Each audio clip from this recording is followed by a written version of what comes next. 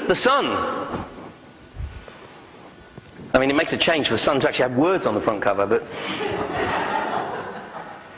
Never have so few decided so much for so many.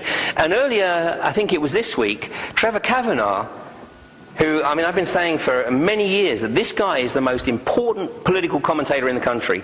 He's Australian. But he is Murdoch's political man writing for The Sun. 13 million people a day read or at least skim on what this guy has to say in terms of political comment. And in this article, I think I have a copy over here if anybody wants to look at it, in this article he's basically saying, my God, you know, aren't the British people waking up to what's occurring? Now I don't believe that he for 1 minute wants to stop, nor does his boss Murdoch want to stop it. What they're doing is they're just testing the water. And they're saying, you know, how far can we push these people? And there's no reaction, of course. The New World Order. What is the objectives of the New World Order? One world government, one world economy, one world religion, theirs, and the population of less than 1 billion people. And you think, well, that's ridiculous, that's not going to happen. But let me tell you, there are organisations, and they're becoming even more open about this goal to reduce the population. I just want to flag up this, because this is very significant. The Club of Rome is effectively an inner group within the Bilderbergers were a spin-off of the Club of Rome. But this is, the people who sit on this think tank are, you know, deep within the inner workings. And this particular report is the first ever mention that I can find of global warming. Now read this very carefully, because in searching for a new enemy to unite us, because this was written immediately after the fall of the Soviet Empire, so the Cold War was ostensibly over. In searching for a new enemy to unite us, we came up with the idea that pollution, the threat of global warming, water shortages, famine and the like would fit the bill. All these dangers are caused by human intervention. And then this wonderful payoff line at the bottom, the real enemy then is humanity itself. You know, the whole idea of these guys, their agenda, these guys are very, very cute, they're very smart, take nothing away from them, they know their game. They're very good at it, they've had many years to practice. So what they do is they come up with stuff like this to keep us chasing our tail. You know, and basically keep us sort of focused. I mean, all this green stuff. Oh, by the way, the press said that I'm a green campaigner. I'm not a green campaigner. I'm a campaigner for truth and political integrity. No, I'm not a green in any way. I'm about choice and honesty.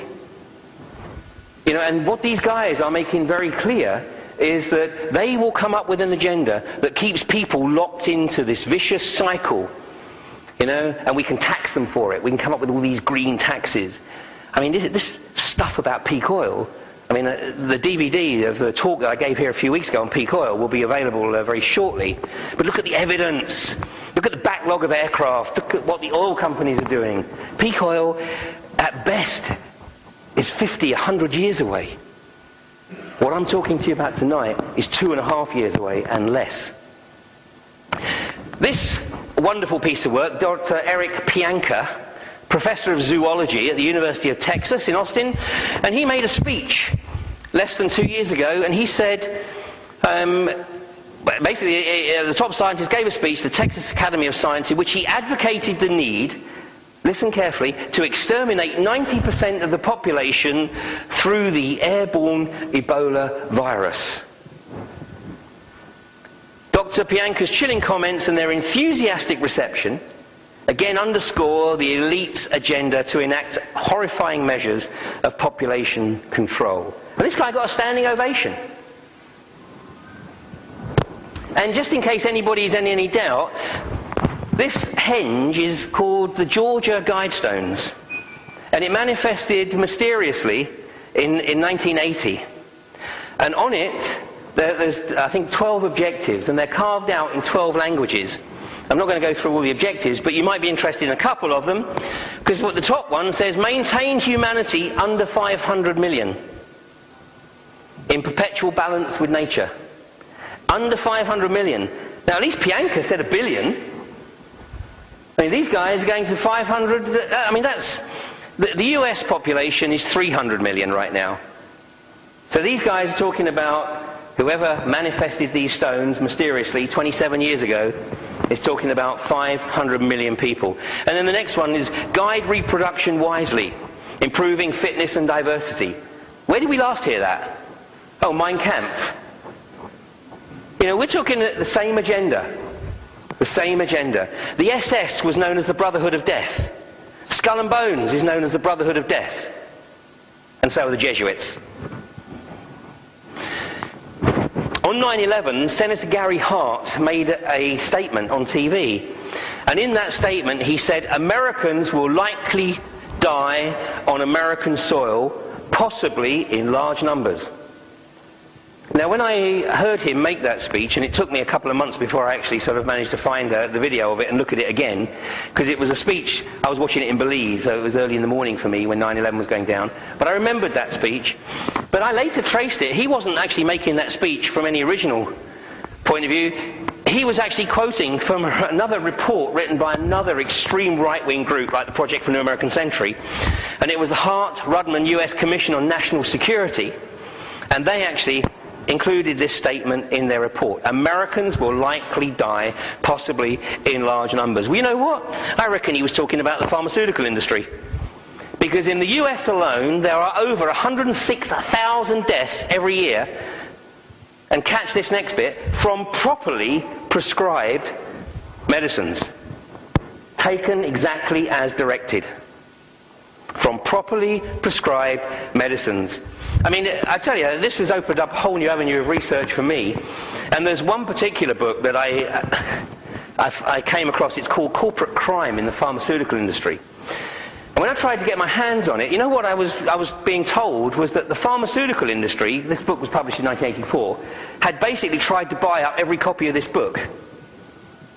Well, I eventually managed to get this copy for the princely sum of 58 quid, would you believe? And it's an old library book. So I am extremely grateful for the guy who didn't, or lady who didn't return their library book. I mean, they made out like a bandit because I came along and bought it for 58 quid, questions later. But it's a wonderful book.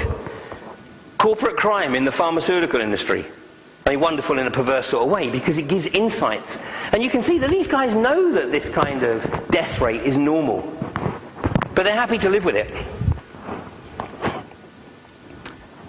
And look at this. Another 150,000 people will die every year as a result of other medical blunders, making deaths caused by doctors one of the leading causes, some would say the leading cause of death in the USA. Well, of course, MRSA and the such, are also catching up with that. In the 10 years, it's estimated that 7.8 million people suffered death from properly prescribed and properly implemented medications. When the pharmaceutical industry does a test, right, it has to prove that there is a percentage of the people who are participating in that test who received some positive benefit from that particular medication. Any idea what the percentage of that they have to prove is? 35%? We wish. It's 5%. It's 5%. Coincidentally, by the way, that's exactly the percentage of the survival rate of anybody with cancer who undertakes chemo.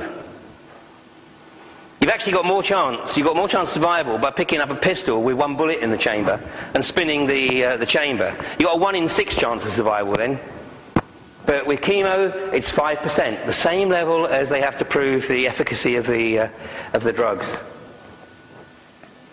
So Big Pharma, believe it or not, actually kills more people than the US military. Now, I know that's a tough one to believe, but they do. The Big Pharma, the pharmaceutical industry, and just to put this in perspective, in 2002, the top 10 pharmaceutical companies